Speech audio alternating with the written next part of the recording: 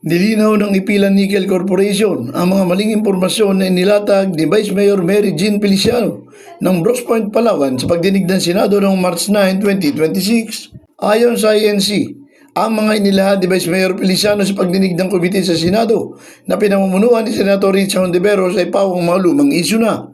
Katulad ng umunoy pagkansela sa Mineral Production Sharing Agreement na sa katunayan ay na-renew na ito ng Department of Environment and Natural Resources at pinapayagang mag-operate ang kumpanya hanggang 2043. Nananatili rin naman ng valido ang Environmental Compliance Certificate ng INC batay na rin sa inilabas na report ng DNR noong 2020. Sinang-ayunan din naman ng Indigenous People Certification Precondition na inisyu ng National Commission on Indigenous People matapos ang isang mahigpit na transparent na proseso ng pre-prior and informed consent, talibas ito sa mga naging pahayag ng vice-alkalde. Mag-operate, wala rin po silang certificate precondition mula sa NCIP. Nitong mga 2 years ago ay nag-issue din ng CDO ang NCIP, pero kahit single day, 1 day man lang sana na mag-stop. Wala po. Parang maging ang aligasyon na pinaghahati-hati ang mga indigenous people sa mga affected area ay pinabulaanan din.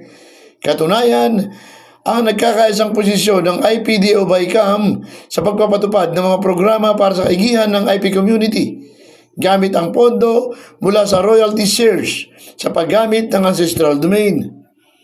Ayon pa sa kumpanya, patuloy na sumasailalim ang INC sa mahigpit at regular na pagsisiyasat sa pamamagitan ng multi-partite monitoring team na binubuo ng mga kinatawan mula sa DENR, Mines and Geosciences Bureau, kinatawan mula sa local government unit, barangay at munisipyo, indigenous people at non-government organization. Inilahad din ng INC ang opisyal na resulta ng investigasyon ng MGB sa nangyaring pagbaha noong 2023 ay dulot ng hindi pangkaraniwang lakas ng ulan at pagbabad ng lupa at hindi ng pagmimina. Wala rin umanong basyan o siyentipikong ebidensya ang mga paratang ukol sa polusyon sa tubig, irigasyon at mga sakahan. Maging ang isyu ng ilegal na pagpuputol ng mga puno ay ibinasura ng korte matapos mapatunayang ang lahat ng naturang gawain ay legal at may kaukulang permiso. Samantala, si dating DENR Secretary Maria Antonia Yulo Loizaga ay una nang nagpahayag na compliant ang INC sa lahat ng reglamento na itinatakda ng Mining Act at sa pamantayan na itinatakda ng ahensya. They are nationally compliant with our procedures, okay? And that's where the gaps are in the procedure.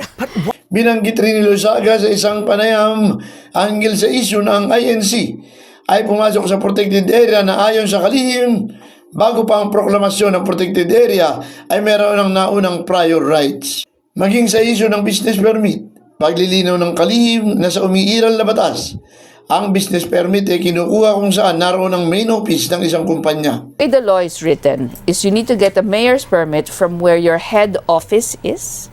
Nagkataon umano na ang INC bilang isang responsabling minero, hindi niya nilaktawan ang lokal na pamahalaan.